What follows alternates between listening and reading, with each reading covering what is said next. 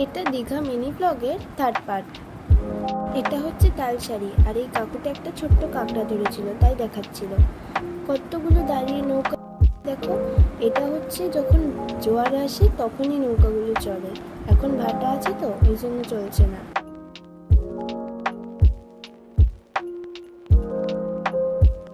হচ্ছে উদয়পুরে চলে এসেছি আমরা।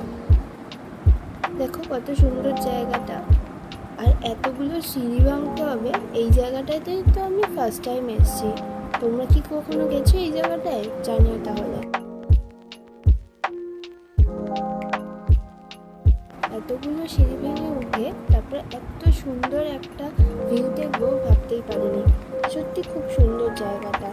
আর এর পাশে অনেকটা দূরে উদয়পুরের সি বিচ, যেখানে আসলে সবাই ঘুরতে যায়, খাওয়া দাওয়া করতে যায়। বাট এই জায়গাটা অনেকটা ফাঁকা ছিল, তাই এত সুন্দর লাগছিল।